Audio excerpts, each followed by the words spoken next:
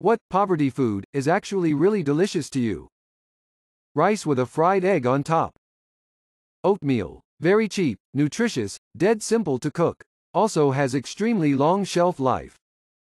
Cinnamon and sugar toast. I like to mix cinnamon and sugar together and store it in a salt shaker so it's ready to sprinkle on buttered toast. Okay, I'm hungry now. Ramen. Instant ramen. Sleep. Mashed potatoes with salt and pepper. And 75 pounds of butter mixed in. Rice and beans. I am not sure if it counts, but red beans and rice. My dad would make it when I'd see him for his weekend, and we'd just eat from the big pot of it for the whole weekend, sometimes with biscuits, and I never grew tired of it. How did that teacher get fired at your school? Used a sick day rather than a vacation day to fly to Japan to fight in MMA. Got caught and was fired for improper use of time off. Used corporal punishment. We were first graders and she made those of us who didn't have their homework kneel on salt, seeds, buckwheat. One of the kids in my class was literally the most obedient kid, and she was top of the class and always had her homework that day. She must have forgotten it at home. She made her kneel and the girl cried so quietly and without a sound and peed in her uniform. She transferred and never came back after that day. Yeah, it was a private school. Parents heard about it and threatened to sue. People who bring their dogs into stores wherever they go. Why?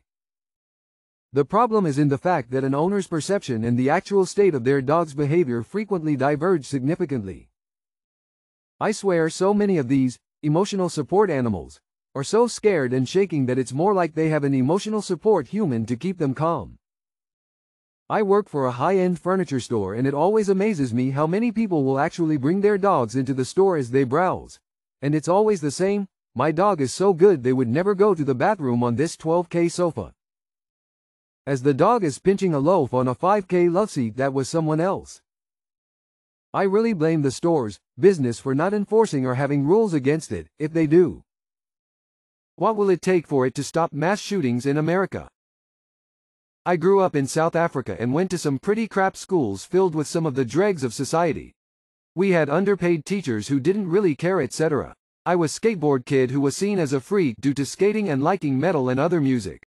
I took my fair share of beatings from the bullies at school and outside of school, but I never ever had a desire to walk into school and murder the bullies or teachers or anyone else for that matter. I think the problem in America is much bigger than a weird kid going mad. It's got to be societal for anyone to harbor that much hate for life. Just my honest opinion and from my perspective. I want to know how an 18 years old gets in the frame of mind where he wants to shoot up an elementary school. Also want to know how he got in. I can't get in my kid's school without at least getting buzzed in. Edit.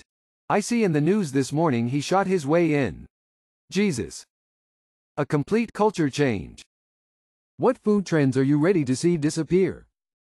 High-quality versions of poor food, street food that aren't cheap anymore.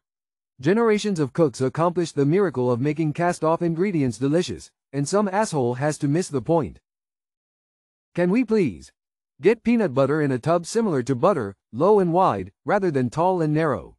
I always end up with peanut butter on my knife handle when making toast. Edit.